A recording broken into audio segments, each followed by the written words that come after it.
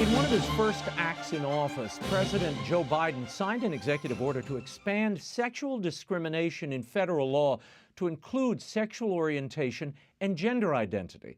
The move could impact all sectors of society, including school sports, the privacy of single-sex bathrooms, faith-based organizations, etc. Joining me now to discuss the impact of gender ideology on our society is the Cato Byrne Fellow in Catholic Studies at the Ethics and Public Policy Center, Director of the Catholic Women's Forum, Mary Hasson. Mary, thank you for being here. I love that you're the Cato Byrne Fellow, our dear friend Kate. I want to begin with the executive order Biden signed titled Preventing and Combating Discrimination on the Basis of Gender Identity and Sexual Orientation. Why do you believe redefining sex to mean sexual orientation and gender identity is problematic? For one, because it's not true, because we know what sex means, because sex has always referred to the reproductive organization of the species. So it's either male or female, and there's never been a person who's been born who didn't come from a male or female. So we know, what sex is and who the two parties are, male and female. And so this redefinition erases science, number one, but it imposes really a cult concept of the person throughout government in a way that's going to be just tremendously damaging in many, many sectors. During a White House press conference last week, Press Secretary Jen Psaki had this to say when asked if the president had a message for school officials in dealing with disputes already starting to arise between trans girls, that is a biological male who identifies as a female, who are competing against biological girls in school sports. Listen. I would just say that the president's belief is that trans rights are human rights, and that's why he signed that executive order. And in terms of the determinations by universities and colleges, I would certainly defer to them. This seems to be a closed issue, Mary, for this administration. Trans girls are girls, and that's it. Your thoughts? Well, unfortunately, I think it is a closed issue for them because this has been part of the agenda for a long time, which is one reason why he's acted so quickly on it. But people need to realize that what they're doing is something that has huge ramifications. Gender identity is really someone's self-perception of who they are. So when Jen Psaki says, trans rights are human rights, well, every person has human rights, but we don't have the right to redefine reality.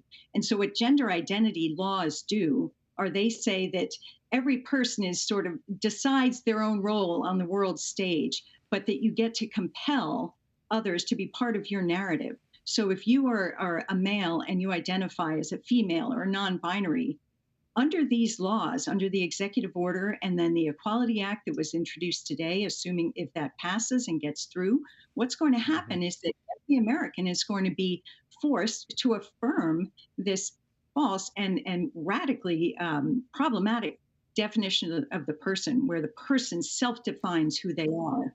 What impact does this have on girls and all of the hard-won gains women have made for the last several decades, not just in sports, but in the workplace? Raymond, this is exactly the issue. And this is why there's a broad coalition of both radical feminists, normal people with common sense, people of religious faith who are looking at this and saying this makes no sense, that these provisions protecting, quote, gender identity, in other words, someone's feeling-based identity, overriding the biological reality of sex, wipes out women's gains in sports, in the special programs to encourage women to be in STEM programs or to pursue certain careers. And so the law has, up until the Bostock decision last summer, the law acknowledged the reality that there are males and females, and that because women had been discriminated against, the law purposely intended to protect women, to make space for women in society. But what this is doing is really erasing those gains and putting women at risk in many respects. The CDC reports that 2%, Mary, of high school students identify as transgender. So it's not a huge percentage. But why are we seeing so many kids identify as trans? How much do you attribute to social media? I attribute a lot to social media, but also just the general culture. So there is a social contagion going on. So even though that CDC data said just under 2% of high schoolers identify as transgender, in other data, the state of Minnesota did its own survey, and that showed about 3%. But even these are 3 and 4 years old, this data. And we're seeing just anecdotally, when I talk with teachers in schools across the country, they say, particularly in middle school and early high school, it's kind of the cool thing to do. People are identifying as transgender or non binary, and particularly the most vulnerable kids are those who are already struggling for other reasons. Sometimes they have autism. Sometimes they feel like they don't fit in, or the girl who's struggling with her body going through puberty. These are the kids who become vulnerable to this narrative that they really can read who they are. So that number is a bit deceptive. It's in fact, what we're seeing are clusters that are far higher. Using hormones and surgeries to transition have gotten a lot of coverage lately. One doctor in LA told the NIH that she referred a 13-year-old girl for a double mastectomy and started puberty blockers on children as young as 8. Your reaction to this phenomenon, and it does seem to be a phenomenon. It is. And in fact, that data that you're referring to has been reported out in an NIH-funded study. So this is not some right-wing talking point or something.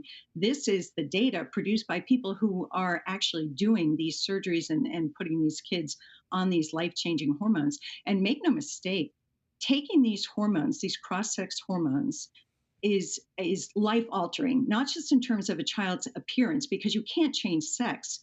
But what it does do is it can impair their sexual function. It reinforces a false idea of who they are.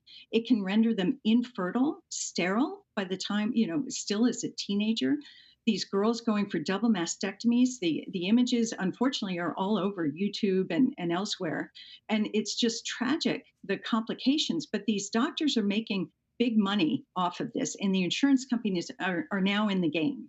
And so there's unfortunately a big incentive within medicine to just keep going, even though in Europe they're putting the brakes on. They're tapping the brakes and saying, "Wait a minute, this is really getting out of control. Children cannot consent to interventions that are going to render them sterile and have no sexual function or an impaired sexual function at the age of 13 or 14. They don't understand that."